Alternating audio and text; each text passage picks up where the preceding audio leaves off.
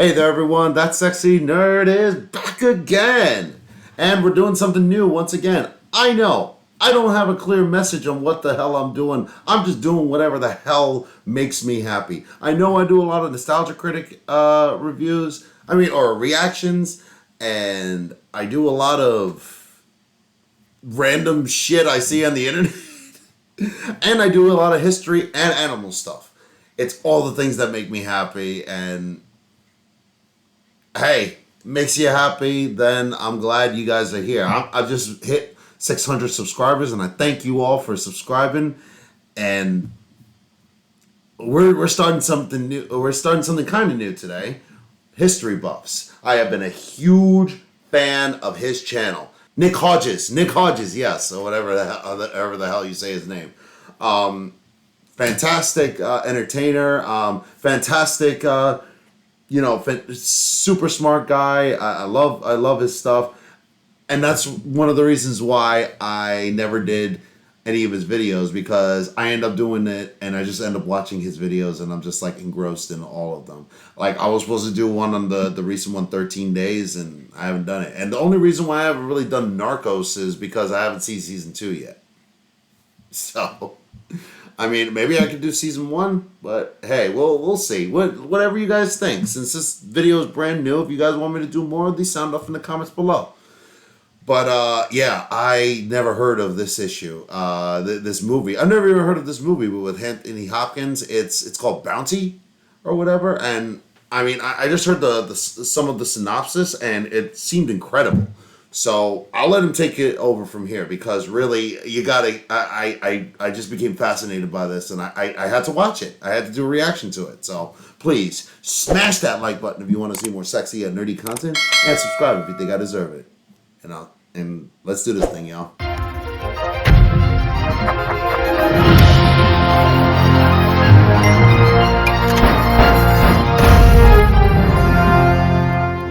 Hello and welcome, history buffs. My name is Nick Hodges, and today we'll be examining one of the most famous stories in naval history. On March 15th, 1790, Lieutenant William Bligh walked into the Admiralty building in London with an incredible story to tell. Bligh had just returned from a mission to Tahiti in 1787 to collect breadfruit trees and bring them to plantations in Jamaica. It was a relatively low priority assignment, one entrusted to an experienced navigator who once sailed with the famed Captain Cook. The mission, however, failed on April 28, 1789. Shortly after leaving Tahiti, his subordinate, acting Lieutenant Fletcher Christian, took hold of the ship in the event that would go down in history as the mutiny on HMS Bounty.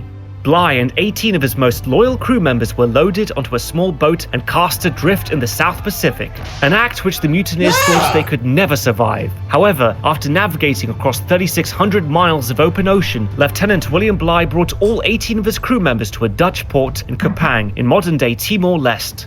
Against all odds and on the brink of death, Bligh had saved his men. 321 days after the mutiny, Bligh returned to England, eager to seek revenge. The ensuing search of the mutineers captivated the public's imagination, as they all wondered, how could a mission to collect breadfruit trees in the South Pacific go so horribly wrong? This is the story of HMS Bounty. Beyond a thrilling adventure of the high seas, it's also a tale of the limits at which man can be pushed, and how the very systems created to keep order can be the same ones to unravel it. And in this review, we'll look at what led to the mutiny and how historically accurate the movie is, based on volumes of evidence collected from the personal journals and testimonies of several men on board the ship, as well as from court-martial evidence. We'll answer the question that everyone in 18th century England was dying to know: what happened on board that ship that led to mutiny? This is The Bounty.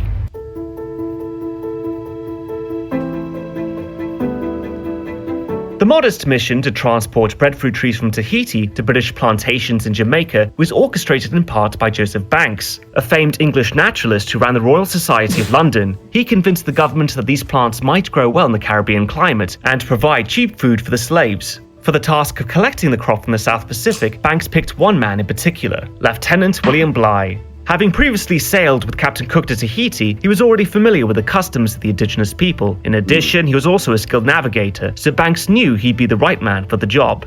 Overjoyed at the prospect of captaining a ship, Bligh jumped at the opportunity. As a commoner, Bligh was someone who fought hard to rise through the Navy's ranks, compared to sons of the nobility. I'm sorry, I think I also saw Daniel Day-Lewis in there as well. What the fuck fuck is up with this movie? This is like the greatest movie I've ever, greatest casting for a movie I've ever seen in my life. It was rare for someone like him. Yes, I know I included Mel Gibson in that, but early Mel Gibson, despite his racism, despite his whatever, decent actor. You can't ignore that. I hate his guts and everything he represents, but at the end of the day, I do respect his acting. As much as it pains me to say. To find themselves in control of ships, but Bligh was a gifted navigator, or as Caroline Alexander writes in her book, The Bounty, The True Story of the Mutiny on the Bounty, Bligh was widely experienced, having served in times of war, in voyages of discovery, and in the merchant trade, from the Pacific to the West Indies. He learned much from his time with Captain Cook, and later implemented many of Cook's practices on board the Bounty. He was determined to not only complete this mission, but to circumnavigate the globe and keep all of his men alive in the process. It lacks glory, William. Yeah. I don't have your connections, you see, Fletcher. I want to make a name for myself before I'm too old. And this green grocery trip will make your name. The Bounty was a small unrated ship. It was classed as a cutter, the smallest warship class in the Navy, and it measured about 85 to 1/3 feet long and 220 tons. When it launched, it only held 46 men. Because it was not a rated ship, it didn't require a master and commander to run. Master and commander is a title, not a rank given to lieutenant commanders. Only lieutenant commanders or higher could captain a rated warship. However, since the Bounty was an unrated cutter, Bligh didn't need to be promoted to captain it, so he remained a lieutenant. This has important consequences for our story. Typically, the captain has a detachment of Marines on board voyages that serve as protection. They also help defend the ship against enemies, but their primary job is to keep the captain safe. In addition to the Marines, a captain would have a whole slate of officers on board to help run the ship. For example, when Captain Cook sailed his first voyage on the Endeavour in 1768, he had 2 lieutenants on board. On the Terra and Erebus expedition 1845, Captain Sir John Franklin and Francis Crozier each had 3 lieutenants that accompanied them, and Franklin even had a separate commander, whereas Lieutenant William Bligh was the only full officer on board the Bounty. He was not offered a promotion to lieutenant commander because the Bounty didn't require one as an unrated ship. This means that Bligh had no Marines to protect him and no officers to support him. What Bligh did have were the usual set of warrant officers on board all ships: a master, a boatswain, carpenter, and surgeon, among others. Warrant officers are below full officers like Bligh in rank. They're usually tradesmen with skills who are granted a slightly higher position than enlisted men. The master, his mates, and the midshipmen were usually the sons of nobility. Below them are the enlisted sailors, oftentimes brought aboard as able seamen, and were usually recruited by force through press gangs or joined to escape punishment. This was extraordinary. Bligh was going to sail around the world with no protection, even though the Bounty was officially designated as an armed vessel. I only say the Bounty There he is too is. small. We should have a frigate, not a chamber pot. Yes, and I should have promotion to captain. But the Navy Board would not heed either request. See? This tells us that the Royal Navy saw the Bounty expedition as a low-priority trip, one that didn't require a larger rated vessel with a master and commander to sail it. The Bounty only carried 4 short 4-pounder carriage guns and 10 half-pounder swivel guns, which historian Caroline Alexander notes as laughably meager firepower. So why wouldn't the Royal Navy see this as high priority? Why not invest more money to get Bligh a promotion and a bigger rated vessel? They certainly knew the potential dangers in the South Pacific. James Cook reported in 1770 of seeing the Maori in New Zealand engage in cannibalism, and yet Bligh sailed unprotected into the unknown. At the same time Banks was procuring a ship for his breadfruit expedition, Britain was preparing for war against his longtime rival France. Britain's American colonies had only recently won their independence, and France had assisted the Americans against the British. The two nations often had naval skirmishes, so warships were held for the possibility of war. So sending a master and commander in a warship on what could be described as a grocery errand would have been deemed unfathomable. Britain's intuition would be proven correct. The French Revolution began whilst the Bounty was at sea, and Britain later fought France in the Napoleonic Wars. And fun fact, William Bligh later captained the ship and served with Admiral Lord Nelson in the famous Battle of Trafalgar. Wow. So anyway, despite Banks's influence, His Fantastic. Majesty's government didn't want to expend the resources required to send a fully outfitted ranked warship to the South Pacific. As a result, Bligh kept his rank and captained the Bounty. Oh, and an important note about terminology here. As we've learned, Bligh was not ranked as captain, but since he was in charge of the ship, it was a title that he held, so respect would dictate his men address him as captain. Bligh set to work on getting his crew sorted for the trip. Undaunted by the Bounty's shortcomings, he affectionately called it his little ship. The first person Bligh brought on was John Fryer, who would serve as the sailing master. Fryer was older than Bligh, but wasn't likely to be promoted beyond a warrant officer. The two had a fractured relationship from the start, and it caused problems throughout the entire voyage. In the film, we see friction between the two before they've even sailed. Yes, but why risk going round the Horn? Why? Because it is the quicker route, Mr. Fryer. Or quicker if we strike the 1 week in 100 when there isn't a storm raging. Oh, so you would have us go the long way, round Africa and Australia, there and back. Avoid the Horn altogether. I mean, This isn't friendly banter between friends. As the lieutenant in command of the Bounty, William Bligh was in charge. The captain on board his ship had all the power and authority of the King of England. His subordinates, even warrant officers like Master Fryer, were to follow orders and respect his authority, especially in the presence of other crew members. Bligh's plan was to sail past the tumultuous Cape Horn at the southern tip of South America, while Fryer proposed sailing past the established and much calmer Cape of Good Hope at the southern tip of Africa. Regardless, even if Bligh agreed that the Cape of Good Hope was the safer option, his orders and sailing plan would have come from the Admiralty, not Bligh himself. In addition to sailing Cape Horn, the Naval Office gave Bligh orders to sail through the Endeavour Strait between the northern tip of Australia and Prince of Wales Island on the return trip home. Caroline Alexander writes in her book that the navigation and survey of this important, little-known and dangerous passage where Cook himself had run aground was of great interest to the Admiralty, and there are few naval officers better qualified or available to undertake this than Captain Cook's able sailing master, William Bligh. This is where the movie starts to mess with the chain of command structure to build up some suspense between the characters. While Bligh in real life did have to deal with a lot of disobedience on board, it's purposely ramped up in the movie to show the discord between Bligh and the rest of his crew.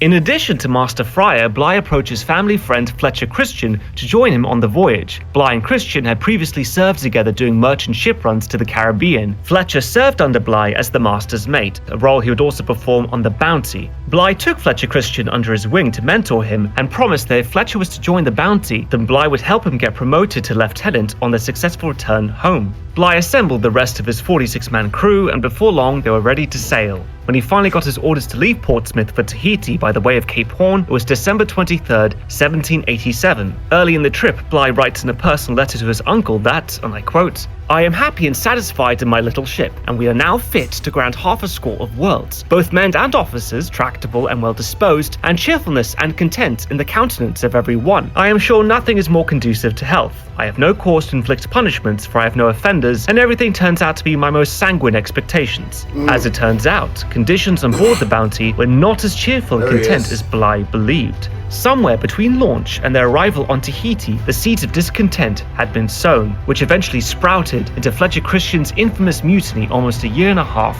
later. really?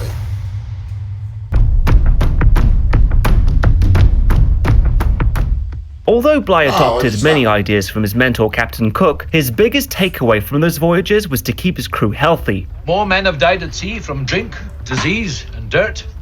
Never died by drowning. Depend upon it, gentlemen.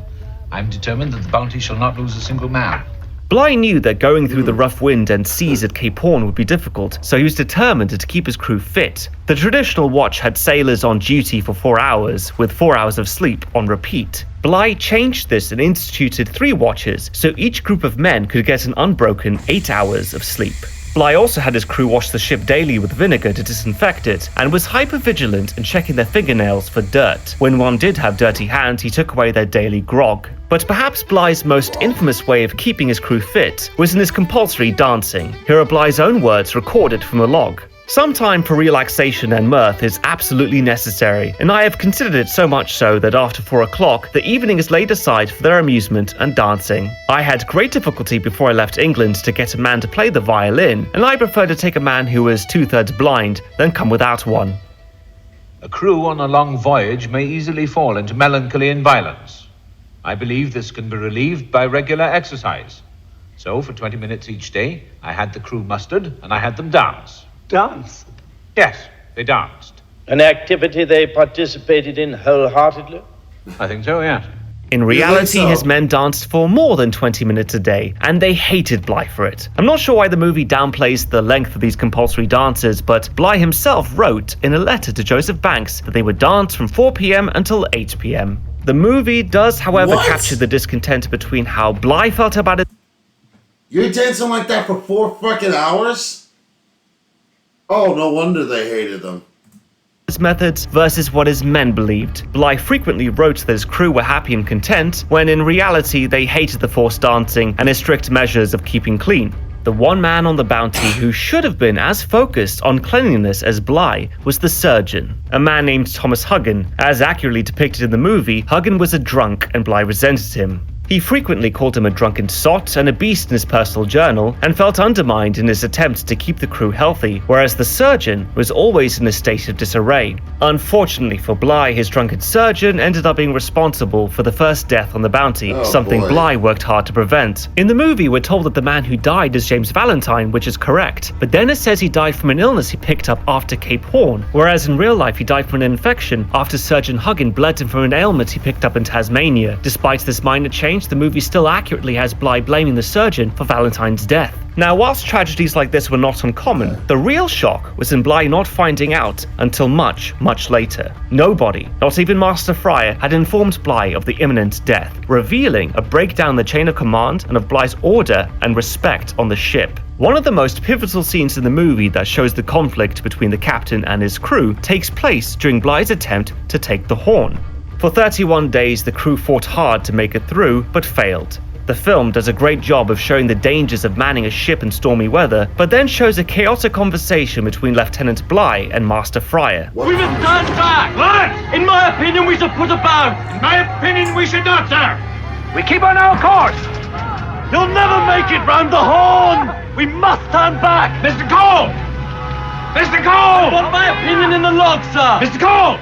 Have that lashed out and all the men on deck now! I want my opinion in the log! Very well, Mr. Fryer. If that's what you wish, you shall have it. The ship can't stand it. The ship can stand it very well, And sir. How long do you think the men can stand it? As long as the officers can stand it, Mr. Fryer! Now, whilst Fryer did have a history of publicly disagreeing with Bligh, it's what happens next in the movie that's inaccurate. After turning back from the Horn, Bligh writes a letter to his wife about his altercation with Fryer and his doubts on the man's commitment to the mission. And what he decides to do next is a huge breach of Navy protocol. We will go about and run downwind for Africa and the Indian Ocean. Mr. Lamb? Here, sir. As soon as we have put about, it will be safe to light your galley fires again. Tonight I want as much hot mush as every man can eat. That's ready for the captain, lads. Hip hip! Hooray! Hooray! Hooray! However, we are still faced with a long, hard voyage. I mean to make good use of every hour of sailing time. And to assist me in this, I'm replacing Mr. Fryer with Mr. Christian, who will now act as executive second in command with the rank of acting second lieutenant. Mr. Fryer, come back here. Mr. Fryer, sir, come back here! Make no mistake, this did not and would not ever happen on a Royal Navy ship. Mr. Christian was feel like promoted, it but it wouldn't happened either. way before they tried to sail around Cape Horn. In real life, Fletcher Christian was promoted to acting lieutenant on March 2nd, 1787. This was to give him more practice as a warrant officer and would help ensure his promotion upon return to England. He did not replace Mr. Fryer as master of the ship and would still perform the duties of a master's mate. Fletcher's promotion to acting lieutenant would have been temporary and would have ended upon their safe return. To replace a master with his own mate is a serious breach of protocol, something no lieutenant in the Navy would do. This scene was simply added for drama and to enforce the narrative that Bligh was a tyrant, something many of his own men would later testify to in the court-martial. And while Bligh's controversial temper and tyranny as the lieutenant in charge of the Bounty are worth exploring, this scene from the movie oversteps that line. Part of Bligh's temper and strict adherence to the rules was because he was alone, without Marines or officer support. His discipline was first tested in Tasmania by his carpenter, William Purcell. Now, whilst Purcell doesn't feature heavily in the movie, in real life, he was incredibly insolent. After abandoning Cape Horn, Bligh and his crew sailed uneventfully to the Cape of Good Hope in South Africa, where they spent over a month recovering. From there, they crossed the southern Indian Ocean to Tasmania, where Bligh sent his carpenter Purcell ashore to gather wood. For some reason, Bligh had an issue with the way Purcell was cutting up the wood and made his opinions known. In response, Purcell lashed out and accused Bligh of coming ashore just to find an excuse to complain. Bligh then lost his temper and ordered Purcell back to the ship. The Royal Navy is not a humorous institution, sir, and insubordination is no laughing matter. And here was the big conundrum. This level of insolence on any other mission would be a court-martialable offense, as a subordinate had just violated the Articles of War, which govern the laws aboard a ship. However, Bligh was without Marines or officer support on a ship with now only 45 other men, and all able hands were needed to keep it running. Had Bligh been on a larger ship with more crew, Purcell would have been locked up in confinement until they returned home. But in Bligh's own words, "I cannot bear the loss of an able working and healthy man." He also couldn't flog Purcell as he was a warrant officer and gentleman, so physical punishments were off the table. In the end, Bligh didn't have many options, and Purcell knew it and continued to be insolent. This was a big part of what led to the eventual mutiny on the Bounty. Bligh was alone, without support from other officers, without Marines, without having a larger crew. Bligh couldn't do anything about discipline. All he had was his leadership, and after the debacle with Cape Horn, his men were starting to question it. With Purcell, Bligh's men had witnessed a breach of conduct, which ordinarily would have resulted in imprisonment and a court-martial, but instead, nothing happened. James Morrison, one of the later mutineers and the boatswain's mate, wrote in his log that in Van Diemen's Land were sown seeds of eternal discord between Lieutenant Bligh and the carpenter, and it'll be no more than true to say with all the officers in general. Later, after leaving Tasmania, 2 men refused to participate in the nightly dancing. Gunner's mate John Mills and assistant gardener William Brown outright refused the compulsory routine. In her book, Catherine Alexander speculates that perhaps the higher temperature was taking a toll, or perhaps the men were just fed up with what they regarded as tedious nonsense. Regardless, Bligh took away their grog. Bligh thought that running a clean, tight ship was paramount to a successful mission with minimal death, as well as discipline and a clear chain of command. If it worked well for Captain Cook, then it should also work well for him. But the thing Bligh didn't take into account is that he wasn't Captain Cook. The men saw him as an oppressive tyrant. Since he alone was instituting his tyranny, Bligh became the sole focus of the crew's anger. However, the men begrudgingly tolerated their conditions, simply because they had no other option. They were far from home, on a ship, with no way to return except to complete the journey. This changed, however, once the men experienced life in Tahiti.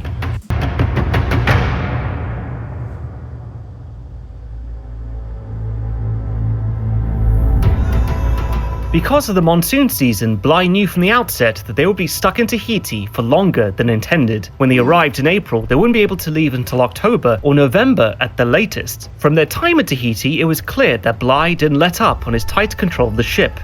For example, Bligh learned from his previous expeditions with Captain Cook that when the men barter with the indigenous population themselves, the whole local economy falls apart. So instead, Bligh took full control of the flow of goods on board the ship and then rationed them to the men. Everything from food to trinkets was handled this way. Bligh saw it as a way to prevent chaos and confusion, but his men saw it as further proof of his tyranny. James Morrison, the boatswain's mate, wrote, "Mr. Bligh seized all that came to the ship, big and small, dead or alive, taking them as his property, and serving them as the ship's allowance at £1 per man per day." But instead, the sailors encouraged their Tahitian friends to avoid Bligh and deliver them the goods anyway, undermining the entire system. This is not how a ship operates in the Royal Navy, where respect is due to one's superior regardless of personal feelings. The men felt emboldened by the lack of support Bligh had, and perhaps even that Bligh was not a master and commander, but merely a lieutenant. In the 5 months that his men were stationed at Tahiti, they started to immerse themselves in Tahitian life. Several sailors, Fletcher Christian included, got tattoos on their backsides, something that the local men got before they were eligible to marry. And, as accurately depicted, some of the bounty men took Tahitian wives and fathered Tahitian children. All the while Bligh was focused on his mission, his crew were increasingly falling in love with this absolute paradise on Earth. And the longer the breadfruit plantings took, the harder it would be for them to leave. Despite all this, Bligh attempted to keep order. When men disobeyed him or lost things to theft, they were flogged. The warrant officers couldn't be flogged though, so they were just confined to their cabins for periods of time. And, as accurately depicted in the movie, 3 men even deserted for a few days until they were found and flogged also. Master at Arms Charles Churchill, Cook's assistant William Muspratt, and able seaman John Millward. All of these men were later part of the mutiny. In order to ensure the success of the breadfruit plantings, Bligh sent his most trusted man to live on shore to oversee the operation, Fletcher Christian. At this time, the relationship between Bligh and Fletcher Christian was still stable. In the movie, Bligh muses on this at his court-martial. Was Fletcher Christian at this time still your friend and ally?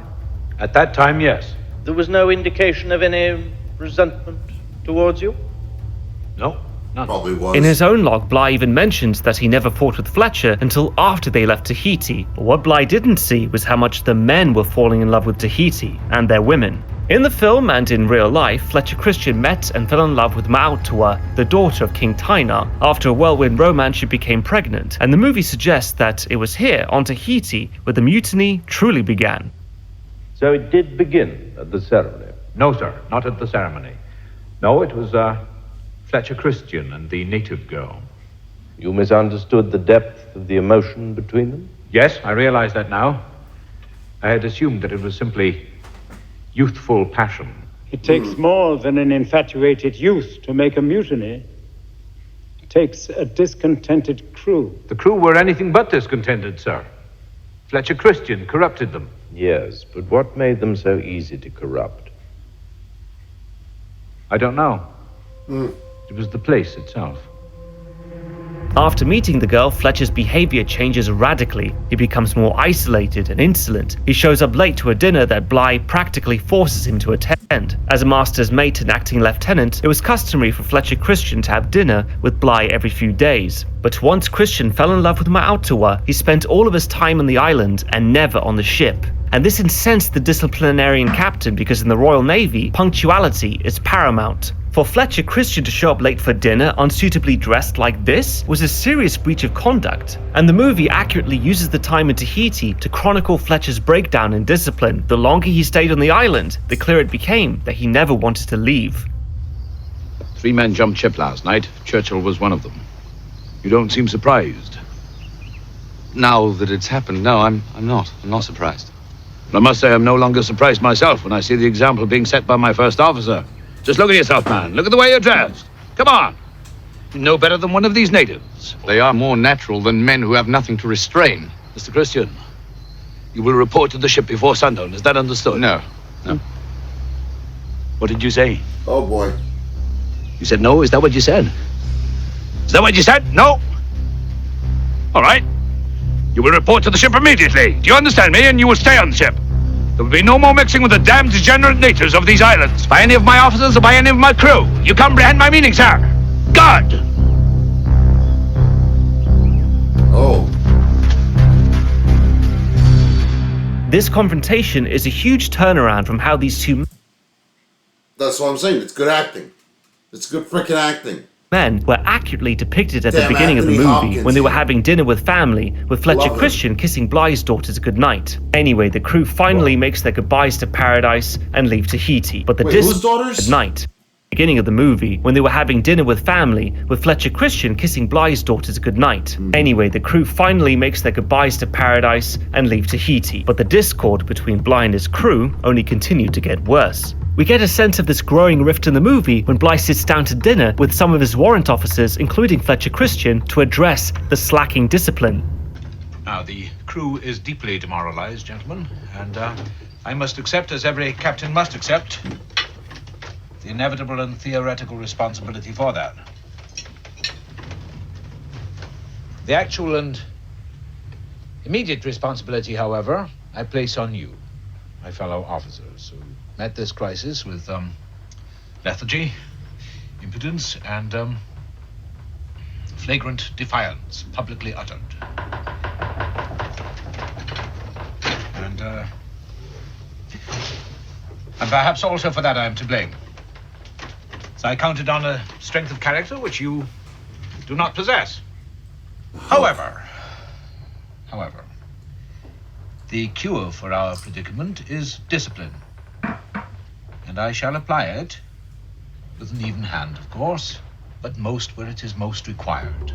I love the way he says he takes theoretical responsibility. That's like the equivalent of saying sorry, but not sorry. I'm sorry. You think you deserve an apology. Anyway, despite his promise to apply discipline with an even hand, Bligh mostly just targets Christian. He starts off by saying he's only being harsh for his own good and that Ma'autua is just a fling, nothing more. In a roundabout way, this is Bligh's attempt to extend an olive branch, to restore their relationship to the way it was before Tahiti. I am prepared to forgive, and I am prepared to forget. Do you understand me? That. Will that be all, sir? Yes, that will be all. Thank you. Instead, Christian snubs Bly's offer, and from that moment on, has a target on his back.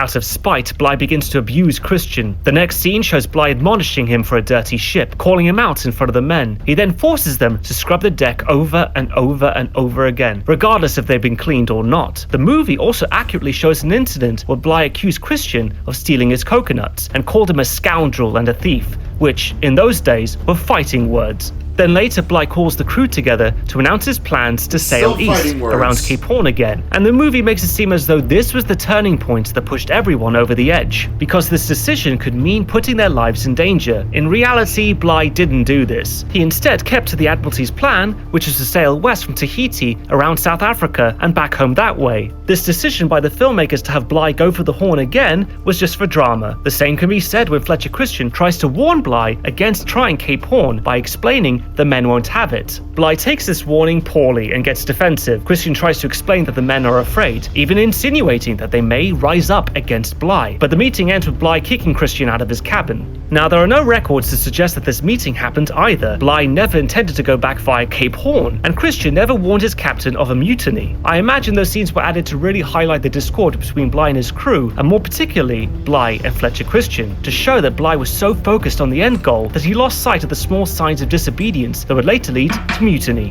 which finally came 3 weeks later, on the 28th of April, 1789. That night, Fletcher Christian, Charles Churchill, and 2 other men crept into Bly's cabin and grabbed the captain as he slept. Bly screamed for help, hoping to rouse the sleeping warrant officers, but unfortunately for him, those who weren't in on the plan had been grabbed at the same time. Bly and the other prisoners were taken above deck and bound, with the mutineers egging on Fletcher Christian as the two finally came to blows. Christian, I appeal to you, sir. Put aside this madness and all be forgotten. I give you my word. It's too late. It's too late. Think of my family and my friendship. Think of my wife. I am in hell! Hell, sir! Why are you being so damned reasonable now? So here's a fun fact. That famous line, "I am in hell," was really said during the mutiny. This is corroborated by multiple accounts and logs. But in any case, Fletcher Christian and the mutineers loaded Bly and 18 other crew members into the Bounty's launch. They gave them 5 days worth of rations, which they thought would be more than enough for the castaways to make it. I'm probably going to see him actually praise Mel Gibson. He hates on Mel Gibson so much. I'm going to see him praise Mel Gibson. I probably will see him. I probably won't, but maybe. To the nearest island. Now, not all of the men loyal to Bly were allowed to leave with him. There were several who were forced to remain behind. Whether it was because there was no room left on the launch or the mutineers needed their skills is up for interpretation, but Bly promised these men that he would exonerate them upon his return to England. Later that same day, Bly and his loyalists arrived at the nearby island of Tafua and were approached by the natives. But, unlike their Tahitian neighbors, the Tafuans weren't friendly. In the movie we see them clicking stones together, which is an historically accurate detail that was directly lifted from Bly's account. From his past travels with Cook, Bly knew that when South Pacific Islanders started to bang stones together, it was a precursor to fighting. Bly immediately ordered his men back onto the boat and to throw their clothes overboard to distract the Tafuans. Quartermaster John Norton jumped out of the boat to try and help the others, but was sadly stoned to death by the islanders. Bly and his remaining crew agreed that if they wanted to survive, they could not stop at any more islands for fear of this happening again. Instead, they would sail for the nearest European colony, which, unfortunately, was thousands of miles away. And the way their journey is depicted in the movie is extremely accurate. With their meager rations stretched to the limit, the men began to starve. Things got so bad that Bly faced the threat of a second mutiny on his hands. In this case, the carpenter William Purcell, and this altercation between him and Bly really happened. Some of us haven't had nothing in days. That's enough, Purcell. Well, it's not enough for me, sir! I'll tell you something. The officers in that lot get everything! Shut your mouth, Purcell. I'm as much a man as you are, sir! What did you say? I said I'm as much a man as you are! Ah, you dig. I'm not so certain about that. Sit down, damn you! No! I'll knock you on the head with it! Sit down! Sit down! Wow. By all accounts, the mutineers never expected Bly to survive. But he did. In a brilliant show of his skills as a navigator, Bly managed to guide the open boat for 3,618 miles from Tafua to the Dutch-controlled port city at Kupang in Timor-Leste, with no charts or maps, using only a compass. For the entire 74 days they spent at sea, absolutely none of the men died in the Bounty's launch. Wow. Only after landing in the notoriously malaria-infested Kupang that some later fell to disease. But every single time I hear about a story like this, and it always ends up, and then they ate each other.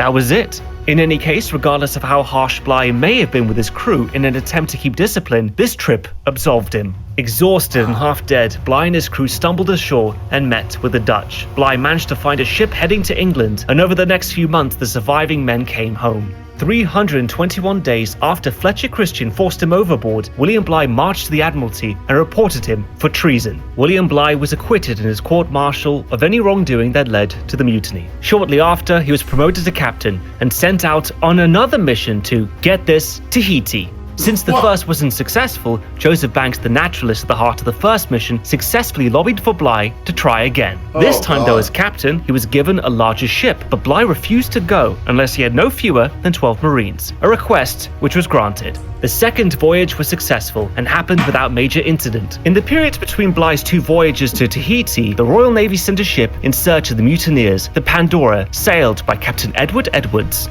Interestingly, one of the surviving midshipmen from the Bounty, Thomas Hayward, went with the Pandora to find the mutineers, as he would be able to recognize them instantly. Although the Pandora had its own struggles and sank on the Great Barrier Reef, it was successful in capturing 16 of the mutineers who were found in Tahiti, but not the main target, Fletcher Christian.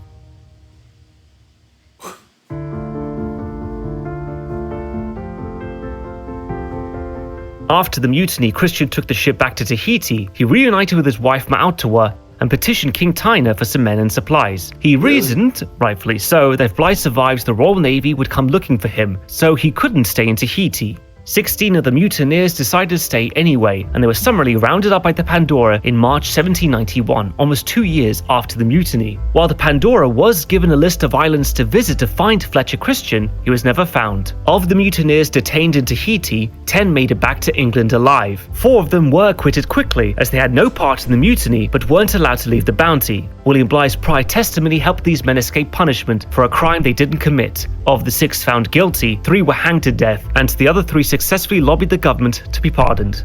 As to what happened to Fletcher Christian and the others, their plan was to sail to an island where the Royal Navy could never find them, and they eventually settled on the Pitcairn Islands, some of the most remote islands of the world. The next closest island is Tahiti, 1,340 miles away. While Pitcairn did exist on Royal Navy maps, they were charted incorrectly, so Fletcher hoped they'd go undetected. However, finding Pitcairn would prove to be harder than expected. The mutineers spent 2 months on the open ocean with no land in sight, and in the movie there's a scene where the crew begin to turn on Christian, saying that they want to go back to Tahiti and take their chances there. Christian then takes Young, the only other navigator, hostage and forces them to keep going. Now, with the limited records we have of the mutineers, there's no mention of Christian ever doing this, but we do know by this point he was struggling keeping his group together. They resented him and their situation, so although this scene is fictional, it is believable. In any case, on January 15, 1790, they finally found it.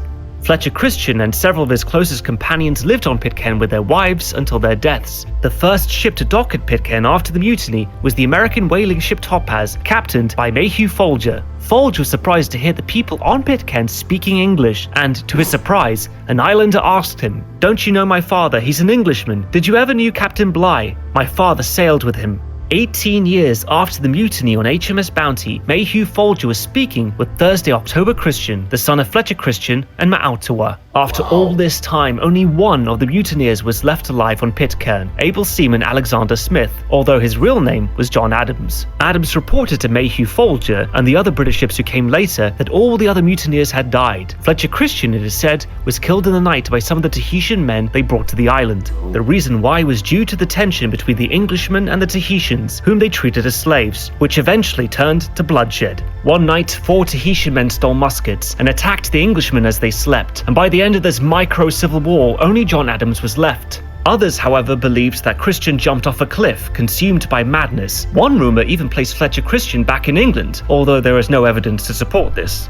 Regardless of how it happened, Fletcher Christian conducted a mutiny, gathered up his wife, and fled to Pitcairn, never answering for his crimes in a court-martial. As for Bligh, he went on to have a successful captaining career in the Royal Navy until his death in 1817. 27 years after he lost his ship, his life and legacy was stained with the mutiny on the Bounty.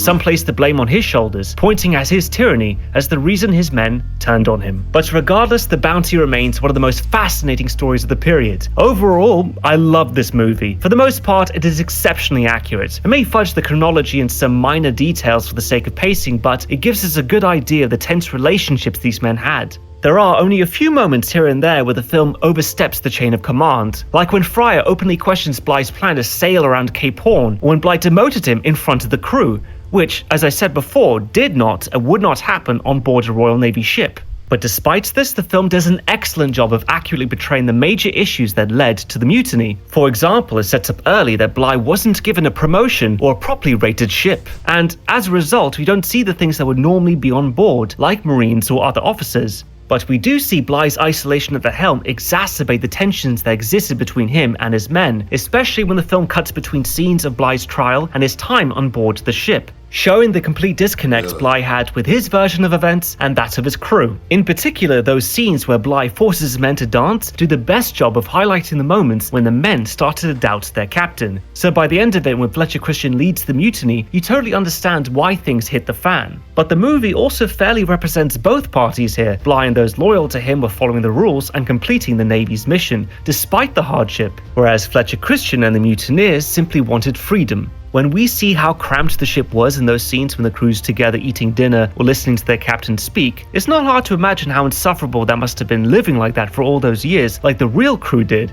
In comparison, Tahiti offered the men everything they could never have on HMS Bounty: space, women, all the food they could eat, and freedom. You could not find a more tempting paradise. And the fact those scenes were even filmed in French Polynesia, not too far from where it all happened, is always a plus for me. Wow. And that's what I love about this movie. It's a human drama set on the high seas, one that muddies the line between right and wrong. It accurately showcases Fletcher Christian's psychological breakdown juxtaposed against Bly's rigid leadership, which ultimately led to the mutiny. The Bounty is a must-watch film. It's about one of the most famous stories in naval history, and even if sailing movies aren't your thing, it's still an excellent depiction of how far someone can be pushed until they break. It's an accurate portrayal of what happened between these two men, once friends, whose decisions on board the Bounty cemented their place in history forever. Oh boy, that was a lot, wasn't it? Yeah, that was a fantastic job. I gotta watch that damn movie. I wish I had seen that movie before, but man, that's... I guess sailing movies haven't really been my thing. I hadn't even seen The Terror or Master and Commander, but I watched both of them, and The Terror really interests me, but this one really, I was saying to myself, this is not gonna interest me as much as The Terror did. It's probably just gonna be some boring one, but no, it's actually fantastic. I'm so interested. But yeah, I had a great time with this one. I'm really interested in seeing the movie and interested in finding more about it. And it's just a fantastic time of, European history and everything. And I always enjoy that. I feel like Master and Commander was around the same time too. But I don't know, maybe I should watch that one again because I barely remember it. But anyway, please let me know if you want me to do more of these. And I'll also be doing more extra history. They just started a new video, so I'm going to try something new. I'm going to see if I can get some you guys to come in when the new views are on. But hey, let me know in the comments what you think about all this. So please smash that like button if you want to see more sexy and nerdy content, and subscribe if you think I deserve it. And I'll see you all in the next video.